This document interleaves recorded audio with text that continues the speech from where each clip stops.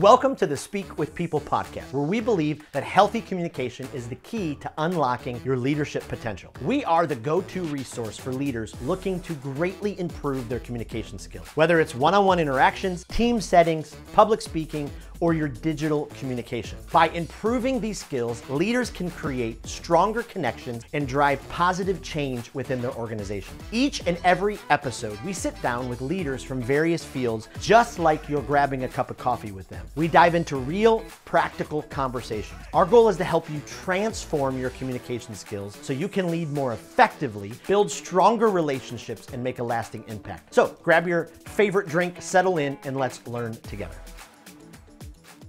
Well, how do you lead in the face of an unexpected crisis? What happens when a crisis comes? There's chaos. Things are going the way you did not expect in your business, in your organization. How do you approach those seasons? Do you run away from them? Do you attack them? Can you use that chaos in making an opportunity? Well, I'm so excited to talk about that today on the Speak with People podcast. I'm very excited about our guest. I've admired him for a very long time. One of his books, Canoeing the Mountains. I take off the cover of my books when I do them. I apologize, but Canoeing the Mountains was just an absolute pivotal book for my own leadership and transformation. And so excited to have him on the podcast. But he's recently released a practicing change series of books. And one of them I'd like to dive into a little bit more on this podcast. But he is just a phenomenal leader, phenomenal writer, has done just an absolute ton. I'll let him tell you more of his story. But Tod Bolsinger, I want to welcome you to the Speak with People podcast. Thank you. Thanks for having me. It's nice to be here. Absolutely.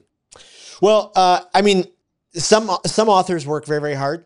Like myself, I'm trying to release my first book. I'm not quite done writing it yet, but and then you go ahead and release a handful at once. Just amazing. So would love to know more about your story, who you are, what you do, what's got you to this place. Yeah, thank you. I appreciate that. For 27 years, I was a pastor of a church, actually. I got a PhD in theology. I pastored I did 10 years in a large urban church as an associate pastor, 17 years in a medium-sized church that was in a kind of a Southern California community, and then did the last 10 years. For 6 years, I was an administrator in graduate school education at a seminary. And for the last 3.5 years, I've done full-time what I've been doing for 20 years, which is also consulting with leaders on change. I work with nonprofits and educational institutions and companies and schools and religious organizations, all on navigating change. Wow. Well, it seems like probably your job's easy because from what I've experienced in life, people love change. Organizations love to change. And so Exactly. Yeah. We actually, every single time I speak, which is a lot these days, I start with a quote from Marty Linsky, who's one of the gurus of change. And he says, leadership is disappointing people at a rate they can absorb. And so we are always helping people figure out that leadership takes people through change. People don't resist change. They resist loss. And we're having to lead people through this experience of loss. Wow. That is, that's powerful just in and itself.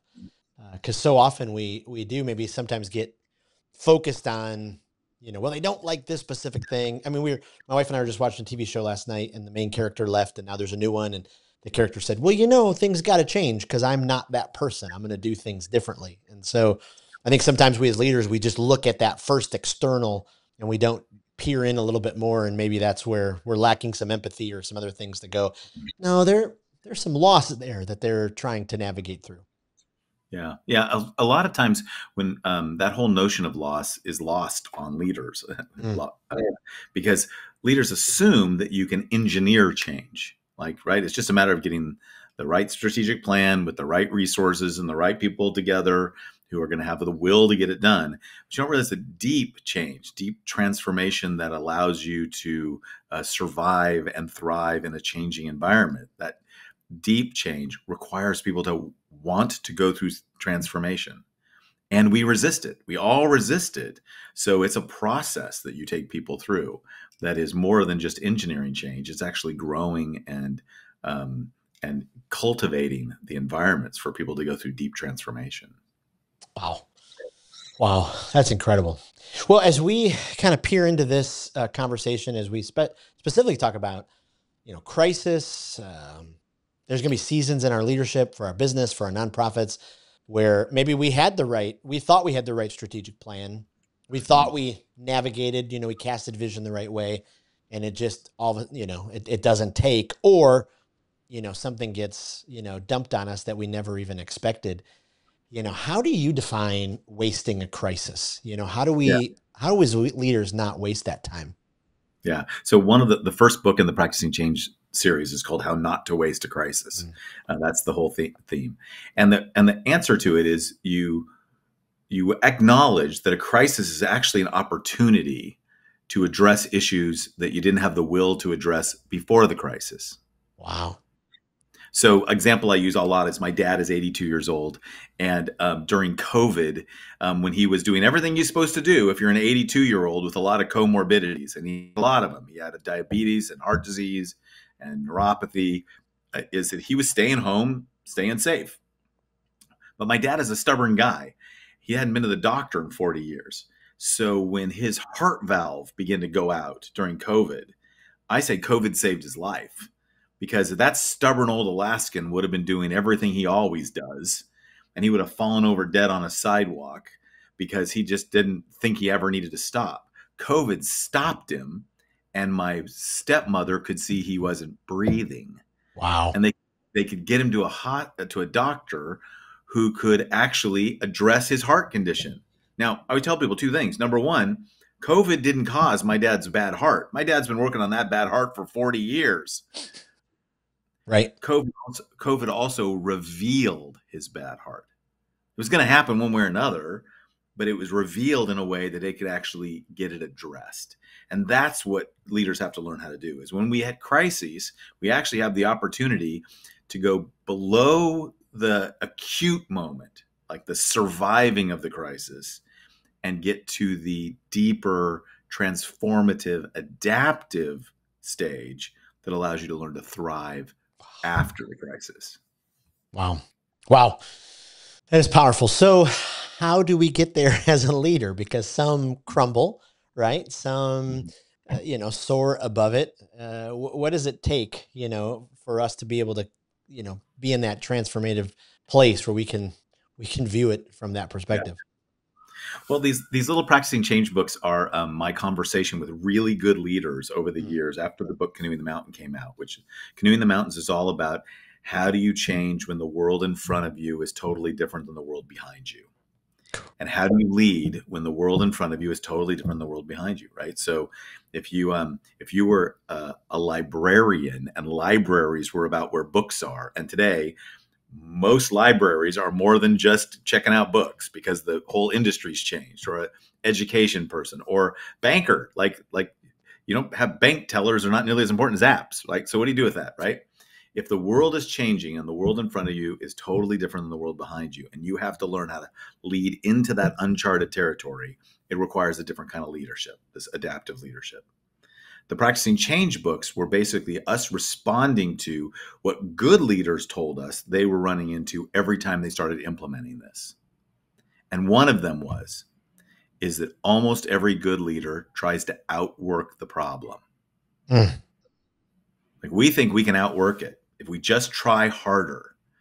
And what you realize is you can't try harder. That's like paddling a canoe in a river where there isn't any water.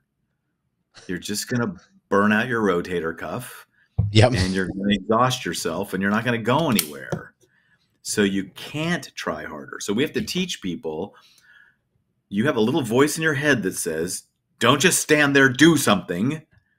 And we've got to actually teach you that you got to train differently. Wow. And that means don't just do something, stand there. And stand there until you can see the shift that is needed to move forward. The shift of values, attitudes, or behaviors. What's the shift that will move it forward?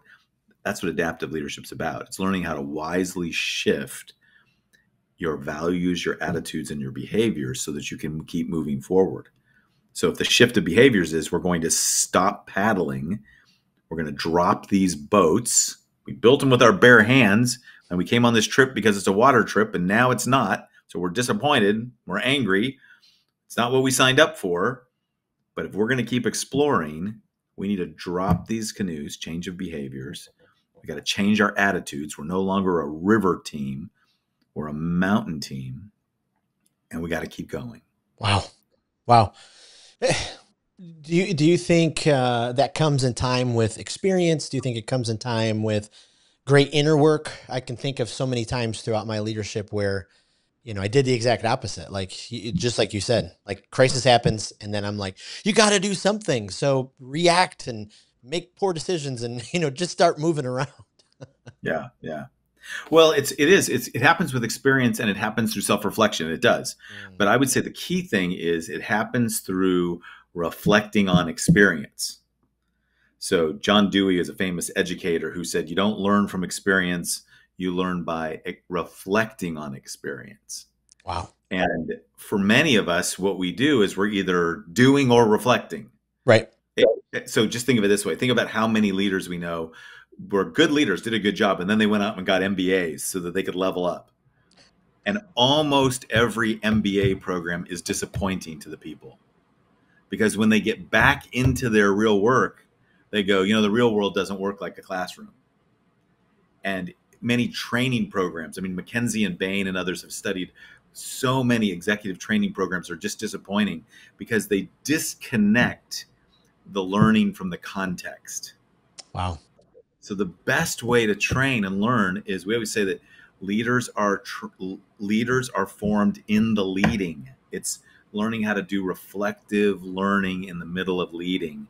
And that's what our whole company does. We work exactly with leaders in the middle of their context of change. We help them navigate and thrive through change. I love that. Many conversations we've had on the podcast, and especially when I'm doing some training and consulting with organizations, there always seems to be, and I'm not picking on middle managers, but there just always seems to be some turbulence with middle managers. Maybe it's the first time they've ever led people, and they're trying to figure out how to let go, but let them go. Do you see in your work, I can see why it's so important, your work, because we've got to help leaders, but are enough leaders, enough organizations letting those middle managers, or those leadership roles make those decisions, mess up, kind of stand in the thing that they created? Yeah. So one of the things we teach people on how not to waste a crisis is everybody seems to have this old tape in their head. If one of the tapes is, don't just stand there, do something.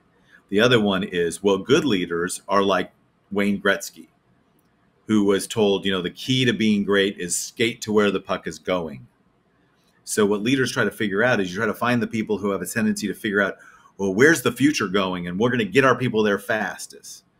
The problem today is we live in a world with 14 pucks on the ice at the same time. Oof. And so you can't predict the future. So what we teach people is to learn how to prototype your way to the future. Wow. Experiment. Do small experiments. So if you're a middle manager and it's the first time you've been in leadership, it makes sense that you're not going to have a perfect roadmap. So try small experiments and speed the learning. There's a phrase in Silicon Valley when I worked with a bunch of Silicon Valley leaders, and they said, the phrase they always use is fail fast, learn fast. Fail fast, learn fast. Wow. And one venture capitalist piped up, and fail cheap. It's my money, right?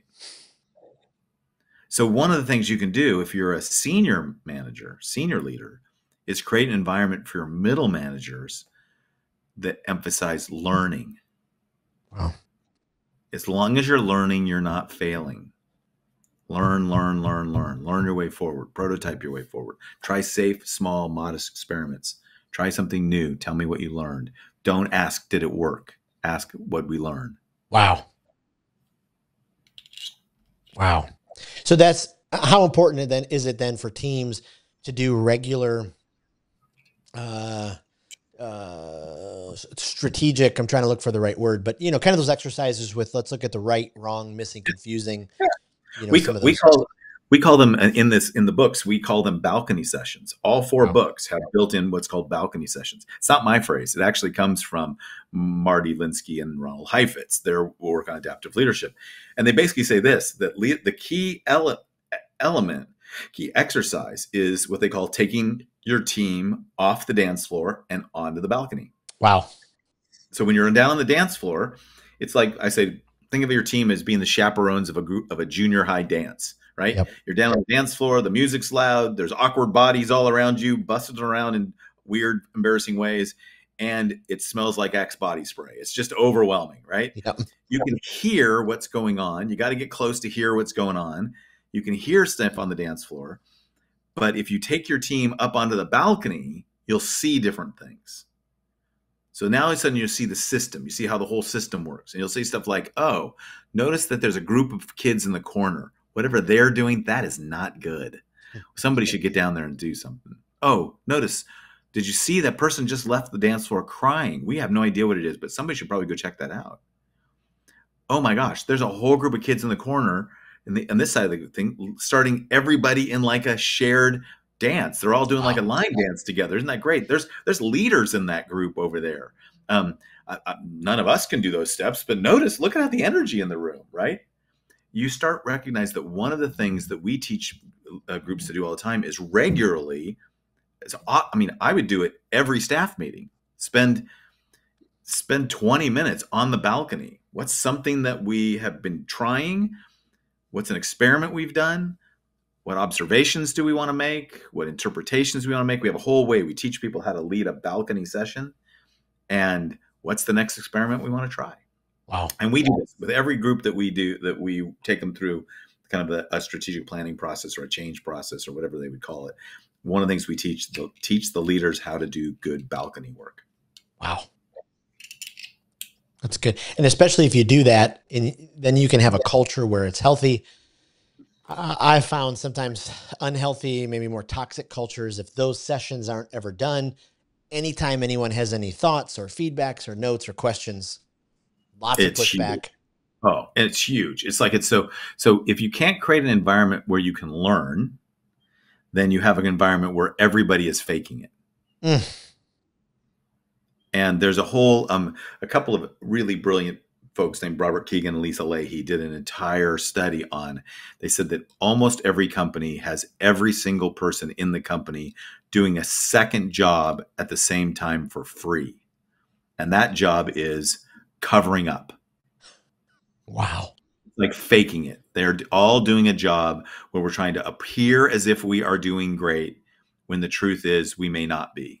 And we're spending a lot of time and energy. And if you can get everybody to stop doing that job, that covering up, that faking it job, you have a lot more time and energy for both having a decent life and for actually putting into the actual moving the company's mission forward. Wow. Wow. So for some leaders, they're listening, and I know I've been in these seasons and I'm still experiencing those seasons, this self-reflective journey, so much of what you've already kind of opened up and laid out for us is so incredibly helpful. Why do you think sometimes in these seasons, we as leaders, we just fall apart? I mean, and how do we recognize, okay, and that falling apart could be they disappear from work, they overindulge in food or alcohol or, all of that kind of stuff. So does that mean that some personalities are more wired for crisis, or is that just a cop out for us? Like, how do we, I guess what I'm asking is, how do we recognize, that some of those tendencies we have to fall apart during those seasons? And then how do we recognize that, am I wired to face this? Yeah. Yeah. So I have a tendency to think that, I really believe that leadership is a skill. It's a skill set. There are some people who have got more natural wiring or better gifts. It's a little bit like talking to people who are good speakers. I told you I come from the church world. Some people have some natural gifts in preaching or speaking. They're funny. They can tell a good story. They have an ability to just bring insights. They're just good at it. But I actually work at a seminary. We teach everybody how to preach. Like we teach everybody. Like there are certain things that make you just a good communicator. We teach Yep. everybody. I think the same thing's true with leadership. I think leadership is a skill set. Some people have some better wiring, but everybody can learn the skills. Mm, And to me, the most important thing is to think of it more in terms of what is it I need to learn? And as soon as you get leaders to feel comfortable saying, I'm responsible for figuring out what I need to learn. What are my needs? What do I need to learn? And how can I get that learning met right? How can I get those needs met right and appropriately? Then you're moving in the right direction. And most of the time when we're burning out is we're either not acknowledging our needs or we're getting them met in an inappropriate way or an unhealthy way. So if one of the things I need is I need friendship, I need colleagues, I need a band of brothers, a merry men, whatever the group with the metaphor would be. I need a group. I need to not do this by myself. I need a team, right? And I'm doing a bunch of stuff by myself. Well, then what do I do when I feel alone, wow. right? It start by just acknowledging we all have needs. What are those needs? How do we get them met appropriately and well and right? And then how does they help me to grow? Yeah. Has there been a crisis moment in your leadership where it's created lots of, it created a lot of learning opportunities for you? Well, more than one, but the biggest one was it got me into this stuff. Like, so I was in the Canoe in the Mountains. I tell a story about I was leading a church. I became the senior pastor of a church with several hundred people at 33 years old. And the church had gone through a crisis and they brought me in and we were doing, and they were very, because they'd been through a crisis, they'd been through a church split. They were very committed to supporting my leadership. So that meant the first years I got a lot of support. I think they had a sense that if they didn't support me and if I went down, they'd go down. So we were in this together and it was lovely. And for 10 years, all the metrics went up and to the right. We didn't explode. We're nothing famous. It was just solid. The metrics were going up and to the right. The morale went down. Oh, And I couldn't figure that one out. I couldn't figure out why, if the metrics are going up and the morale going down, why are my best people stepping out of leadership? Why are people who've been invested here stop investing here? What is that about? I was stuck. And so what of course I did is I worked really harder. I thought if the metrics got even better, if we grew even faster, that wasn't working either. So eventually I had someone come to me and I brought in a group to do some assessment, and they did a bunch of surveys and interviews and talked to people. And what they came away with was everybody here really appreciates and respects you as the leader. They say that you're the pastor that helped save this church, but everybody here thinks they're participating in your work. Like you consciously or unconsciously, and it was completely unconscious. It's kind of embarrassing how clueless I was to it. I had made the church all about me. And now the best people are going, thanks very much, but I'd like to be part of something bigger than me. I'd like to be part of something bigger than you and me. yep. And so they started pulling away. And what I realized is I had to learn to lead all over again. And that led me to this entire idea of adaptive leadership that I've now been working on for the best almost 20 years and been working, literally it's led me to, I've now written 9 books and Wow. I worked with leaders all over the world now. And it's just been this amazing opportunity that just all came out of my realizing I didn't know what was going on. Well, it had to be pretty I mean, it probably had to be pretty awakening for you when all that happened to realize that doesn't happen to many leaders. So the fact that you know, you made it all about you. I mean, that's such a, doesn't happen at all. No, I'm kidding. I mean, it happens. I mean, it's incredible how often leaders, we kind of get into building our own kingdom, our own way. We speak with people. We talk a lot about this kind of with or at philosophy. And we Mhm. talk about, hey, as leaders, we want to be well-rounded communicators. And so we want to be able to speak one-on-one with people, to a team. We call that lead with people. From a stage, we say present with people. And then on a screen, we say screen with people. And too often though, leaders, it's all we're leading at people, we're communicating at them, and we make it all about us. How do we create accountability Because I, like you, I have a past in the church world, and as I look back now after my career, I look in and I go, is there enough accountability for those senior leaders, and should there be? So as a leader, how do we create that accountability so we don't get to Mhm. that crisis place that you got to? Well, so there's two things. One of the things that's interesting that you and I share about this church background is the church is primarily a volunteer organization. You can have a staff. I mean, at one time I think my staff was as big as 30 people, right? Right. Um, but we had 1,500 members, and so it's really a volunteer organization, which means you've got to get people to give their hearts. Mm. You can't. They just you can't make them do anything. Well, the best business leaders say the same thing. Max Dupree is famous for saying, all you can ask people for is their time. You can't ask them, you can't pay for their hearts. They got to Mm. want to give that to you. And so I think there's some real lessons that we learn come out of there. And one of the parts about accountability that we learn is accountability cannot be imposed on people. Ooh. I have to ask for other people to hold me accountable.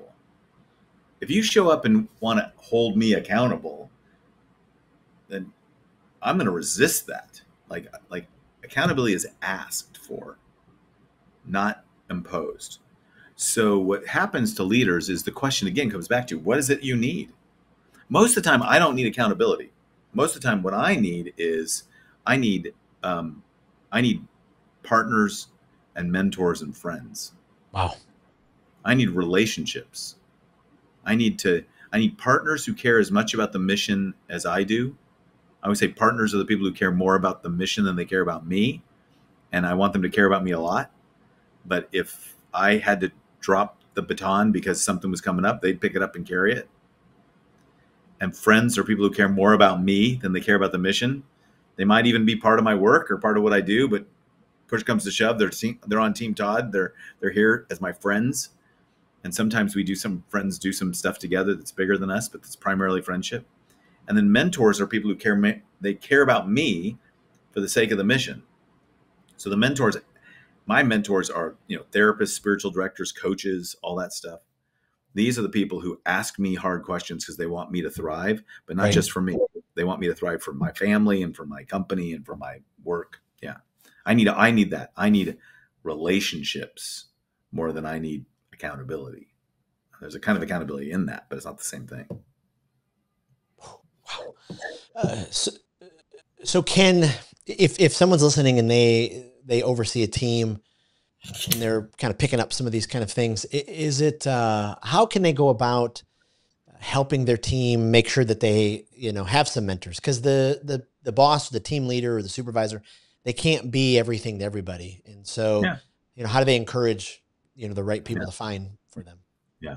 This is actually an interesting point because there's a lot of studies now on mentoring programs. I mean, there's been like Fortune 500 companies and stuff that have done mentoring programs, and they don't work very well. And the reason why they don't work very well is they're set up on the wrong foot. What matters isn't, do we have mentors? What matters is, are you willing to be a mentee? Wow. So what you can do as a company is to say, we're going to create an environment where we expect everybody is going to be learning. Like what really matters here is that you're learning. Yep.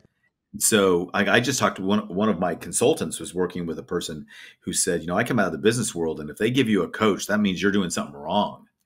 And so it says, so why am I getting coaching from you? And my consultant had to say to them, no. We're coaching you because they think you're worth investing in. Wow.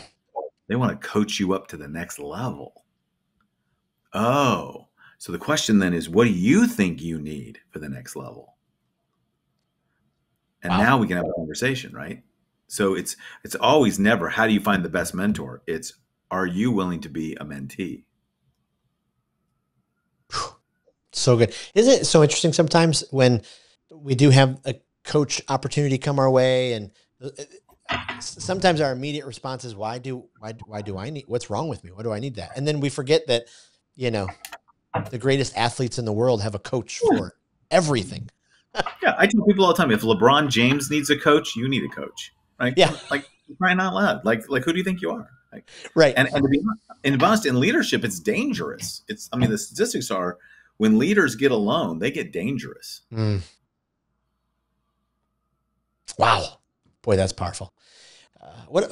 Let's kind of, as we kind of gear up, end this conversation, as we, any advice to leaders right now who are, alone, who are feeling alone, that maybe they've put themselves in that corner by themselves, and they're feeling like, oh, I just got to survive right now. They're in pure survival mode. What advice would you give them, as they kind of look forward, and try to get out of that survival mode?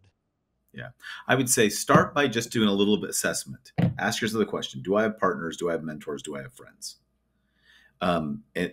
In this work, do I have people who care more about the mission than they care about me? I mean, I love doing good work with people I care deeply about, but I need to know there are people who will keep the mission going. Do I have genuine partners, or is it all on me? Do I have friends? Do I have people who really, really care about me? We might be all pulling together in the same direction, but if push comes to shove, they're first and foremost going to be with me. And then third, do I have a mentor? Do I have someone where I can show up vulnerably and that their focus, I let their focus be helping me be better. And if you don't have that, or if you feel like you're alone in that, start with the mentor. And here's how you get a mentor. You got to master one question. This is for free. Here it is. The question is, can I buy you a cup of coffee? Mm, yep. That's it.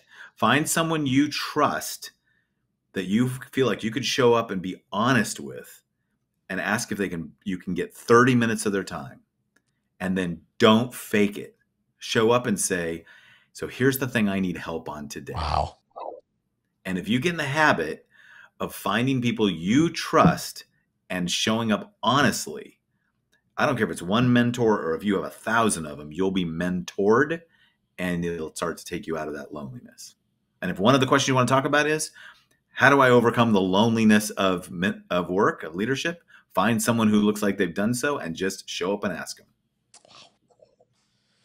That's just absolute gold. My goodness.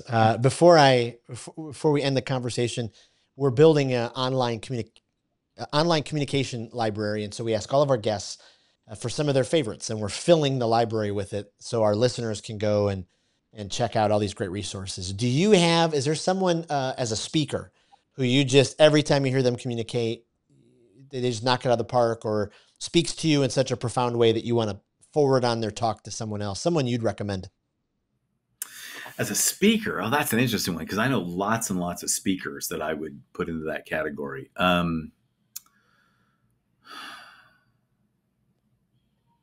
Trying to think.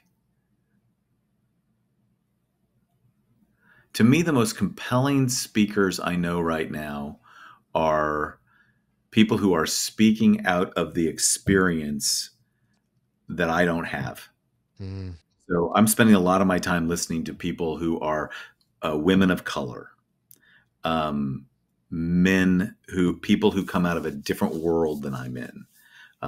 So sometimes I don't even know all their names, but like for example, um, there's an African American scholar right now named Jamar Tisby, who is really compelling because his experience is really different than mine, mm. and he helps see my blind spots. He's been one of the people that I pay attention to. Um, it's almost more like a category than it is a person at the moment. It's I love that. trying to listen to people who have a really different world than I've come from is a really important part for me. Boy, I love that. Is there a podcast, if you're a podcast listener, that you either, you love just for guilty pleasure or your own development, but one that you just kind of keep returning to because the content's been so valuable for you? Yeah, it's the same kind of thing. I listen to lots of different podcasts around different topics. Like, for example, I listen to Adam Grant all the time. Yeah. Adam Grant's books, and as he would actually, his speaking, it's so funny. I don't listen to him speak, except I listen to his podcast. And the reason why is he really focuses on learning. His Yeah. book, Think Again, really made an impact on me because he said great thinkers are actually not great thinkers. They're great rethinkers. And I was like, and that's a really important thing. So his podcast has become one that I listen to a lot. I love it. And then lastly, is there a book that you'd recommend? Boy, as a leader, if you don't read any other books, you got to read this book. Well, that changes a lot. Think Again was one of them. For me, that was a huge one. One of them that I mentioned earlier today, it's called An Everyone Culture by Robert Keegan and Lisa Leahy. They also have another one called Here Comes Everyone. It's really about the kind of companies that are deeply committed to people's personal developments. I think their work has meant a lot to me recently. Oh, I love that. I love that. This was fantastic. Can you give us where our listeners can go find out more about you online and connect with you? Yeah. My consulting company is A.E. Sloan Leadership. That's S-L-O-A-N, A.E. Sloan Leadership. It's named after Al and Enid Sloan, who are from Albernet, Iowa. They are now deceased, but they were mentors to my wife and me when we were young leaders, and we named our company after them, aesloanleadership.com. And if you go there, you can find what we do, consulting and speaking. You can also find links to all the books. We got, like I said, there's like 9 books that are all focused on leaders. Yeah. Oh, amazing. Tod, thank you so much for your time. I mean, this has been just incredible. And thank you for open up the vault and sharing your wisdom. And I know this will just be huge for our listeners. So thank you. My pleasure. Thank you. Thank you for listening to the Speak with People podcast, where we believe that healthy communication is the key to unlocking your leadership potential. Thank you for leaving a review on Apple Podcasts or Spotify. And thank you for every like and every comment. Every single time you cut and copy a link and send it to a coworker or a friend, it absolutely means the world, and it helps each other transform our communication skills. Lastly, don't forget about a great resource that's available to you: our communication skills library. At the end of every episode, we ask each guest their favorite speaker, their favorite podcast, their favorite book, and we've compiled all of those resources together to give you an amazing library to continue your growth and development. Thank you again for being a listener and for being a part of the Speak with People community.